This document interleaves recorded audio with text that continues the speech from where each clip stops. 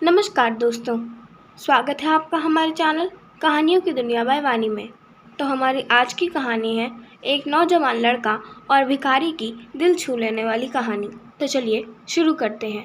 एक युवा नौजवान लड़का था, लेकिन बेरोजगार था। नौकरी के लिए काफ़ी मशक्क़त कर रहा था। तभी उसे किसी कंपनी की तरफ से कॉल लेटर आता है कि कल आपका इंटरव्यू है और आपको आना है। अब वो लड़का थोड़ा परेशान हो गया, क्योंकि जिस जगह उसको इंटरव्यू के लिए जाना था वह जगह उसके घर से तकरीबन 50 से 60 किलोमीटर दूर थी और वह एक बेहद गरीब परिवार से था। इसलिए उसके पास जाने के लिए भी पैसे नहीं थे, लेकिन उसको जाना तो था। नौकरी उसके लिए ज़रूरी थी। जैसे तैसे उसने 50 रुपयों का बंदोबस्त किया और घर से निकल पड़ा और वह चौराहे तक पहुंच गया। बेहद निराश हुआ, क्योंकि टिकट के पैसे उसके पास नहीं थे जितने होने चाहिए थे। तभी उसको पास में एक मंदिर दिखाई देता है और वह उस दिशा में चला जाता है। तभी वहाँ उसकी नज़र एक भिखारी पर पड़ती है, लेकिन वह उसको नज़रअंदाज कर देता है। मगर भिखारी उसको परेशान देखकर पूछ ही लेता है कि आपको शायद कोई परेशानी है, मैं आपकी क्या मदद कर सकता हूँ। लेकिन वह उसको कुछ नहीं बताता। सोचता है कि ये भिखारी खुद मांग कर खा रहा है, ये मेरी क्या मदद कर पाएगा।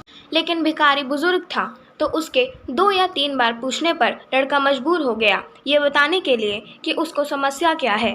तो भिखारी ने उसको बोला, तुम ये 500 रुपये लो और जाओ अपना इंटरव्यू दो। वैसे भी मैं सिर्फ दवाई के लिए पैसे इकट्ठा करता हूँ, जो बचते हैं उनको दान पेटी में डाल देता हूँ, इसलिए मेरे ये पैसे ज़्यादा काम के नहीं। शायद तुम्हारी कोई मदद कर सकूँ तो मुझे भी खुशी मिलेगी। अब वो वहाँ से निकल गया। इंटरव्यू में सेलेक्ट होकर जब वो वापस भिखारी से मिलने या उसके पैसे लौटाने के लिए आया तो वहाँ के लोगों की भीड़ लगी हुई थी। उसने पास जाकर देखा तो वह भिखारी था।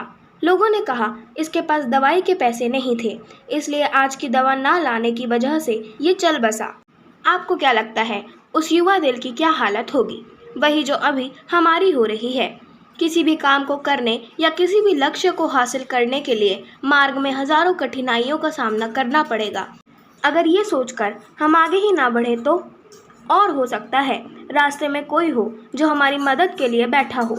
ईश्वर तो किसी भी रूप में हो सकता है। मोटिवेशनल स्टोरी का सार यही है कि आगे बढ़ते रहो, लेकिन रुको मत यार।